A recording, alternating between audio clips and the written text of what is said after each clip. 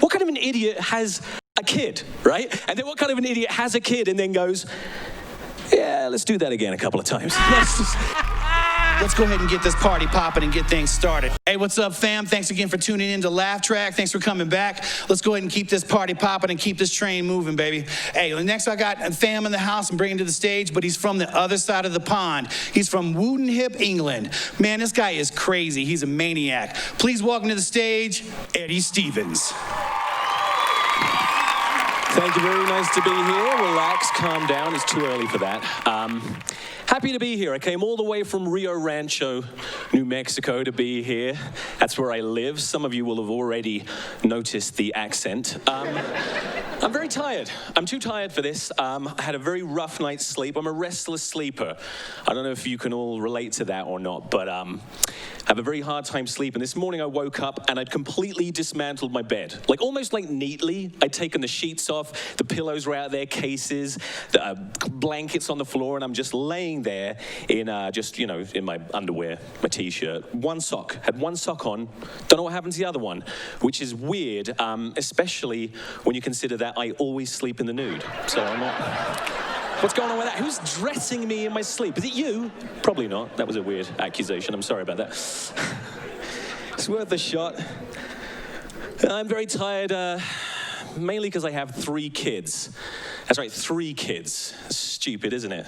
It's a stupid thing. What kind of an idiot has 3 kids? What kind of an idiot has a kid, right? And then what kind of an idiot has a kid and then goes, yeah, let's do that again a couple of times. It's like, yeah, I hate sleep and having friends. Let's just have babies. It's ridiculous.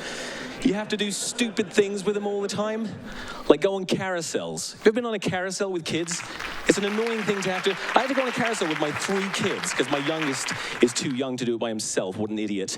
But, so we got on the carousel, and you know what carousels do? They just go round and round. That's it. They go round in circles, and the kids love it. They love it. We're just going round and round and round, and the kids are going, yeah! All the way around. I'm sitting there annoyed and then getting dizzy, of course, and then it ends and all the kids are like, oh, they're sad that it's ended. Meanwhile, I have to jump off, run, and puke into a trash can because the sound of children having fun makes me physically ill. I just can't. It's like, what's to be happy about? It's not even 12 yet. I don't know. So my youngest son is, he's the youngest and therefore the worst right now. He's 4 years old. He woke me up the other day with his butthole. Let me just explain that. I woke up, it was early, too early to get up. There was no sound. I opened my eyes and he's just standing over me, showing me his butt. There was no noise, no sound, no smell even. I just sensed it, and it was too early to get up. I didn't want to get up, but when you get woken up by a butthole, you're up. You're not going, you can't hit a snooze on that. You've got to get up, make the coffee, you can sleep tonight, maybe, if you can handle that. We don't know what's wrong with him. He's just like going through a phase. He shows his butthole, regardless of what time of day. He shows it to straight. It's like, notice I said butthole, not butt. If it was butt, that would be fine. A little 4-year-old showing his butt cheeks is fine. If a little 4-year-old ran up on stage naked and showed his butt, I would smack it and send him on his way, and we'd all be happy. It's innocent. But as a butthole, I'm kicking him across the stage. I can't handle that.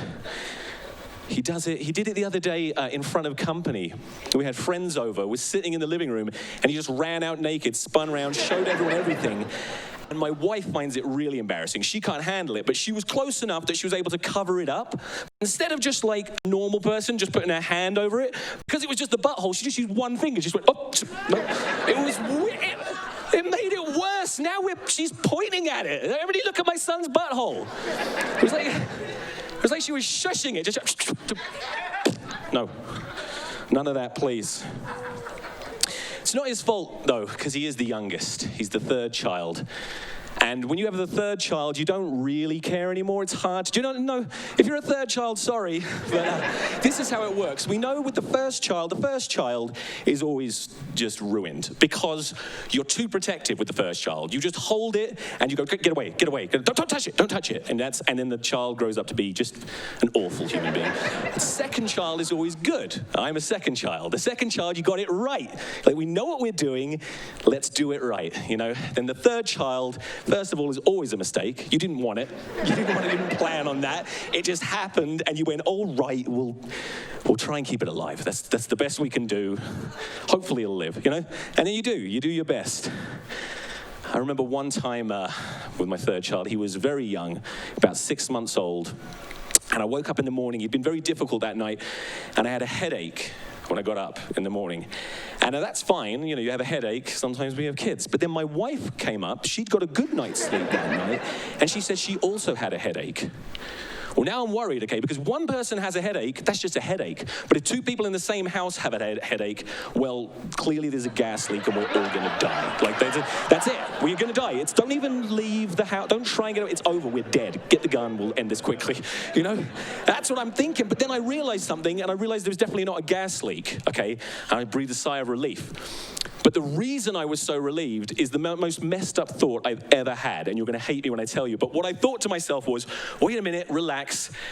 There's no gas leak, no one's gonna die, there's nothing to worry about because the baby is still alive. That was a real thought I had. I'm like, if there's a gas leak, the baby's dead, but the baby's not. Therefore, everything's fine. So what I did there essentially was gain peace of mind from the knowledge that my baby is now my canary in the coal mine.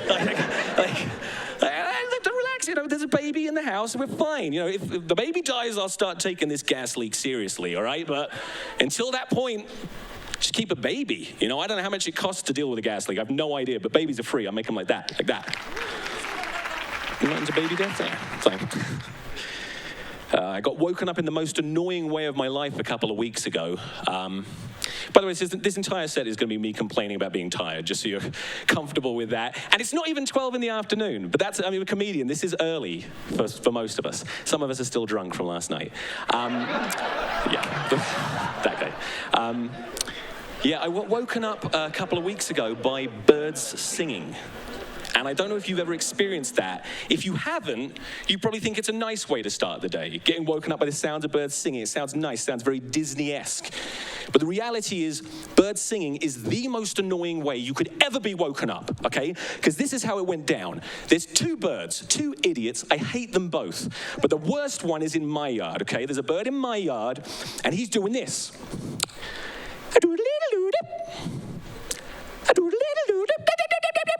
That's all he did, okay? And then the bird in my neighbor's yard, who I also hate, but not as much, and for reasons I'll explain, he just goes, that's all he's got. Okay, so first of all, I'm annoyed because these are birds that are supposed to be singing. But these are the worst lyrics ever. Did-up. Who says that in a song? So they're going back and forth, but then what annoys me is it just keeps going. First of all, do you realize how early birds start singing? Because I thought that the sun came up and they started singing. This was like 3, 4 in the morning, okay? And these birds are screeching at each other. And then they're just doing this same song again and again and again and again. And I'm laying there listening to this. And back and forth, and it goes on and on and on. I don't know how long it was. It was a long time. And then something happened in me as I lay there, okay? You would say that I lost my mind, okay? But I say I started to understand bird language, okay? Because this is the thing. They're not really singing. We call it singing when birds communicate, but really, that's just because it sounds slightly melodic and humans are musical, but really, they're just talking to each other. They're saying things, and I started to understand the words they're saying. So this bird, the moron in my front yard, who's going, what he's actually saying is, it's morning time to get up. It's morning time to get up. No. And then the bird in my neighbor's yard just goes, yeah, we're up. Now, look. That's a conversation. It should end there, okay? He says it's morning time to get up. He says, yeah, we're up.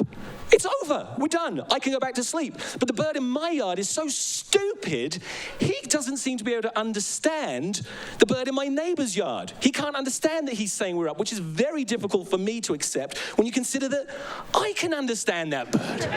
I can understand what he's saying, and I'm not even a bird. I don't know if I explained that. I'm a human, okay?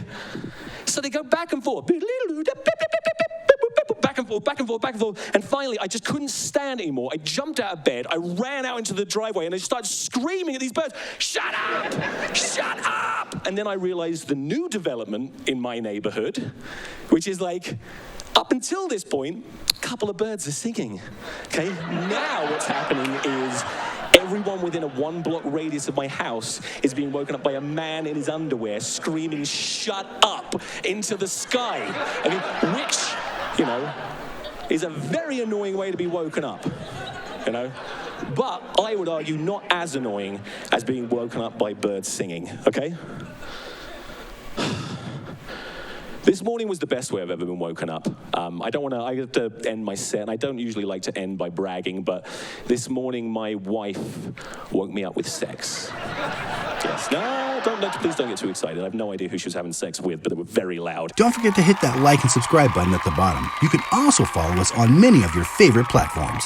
My name's Eddie Stevens. Thank you very much.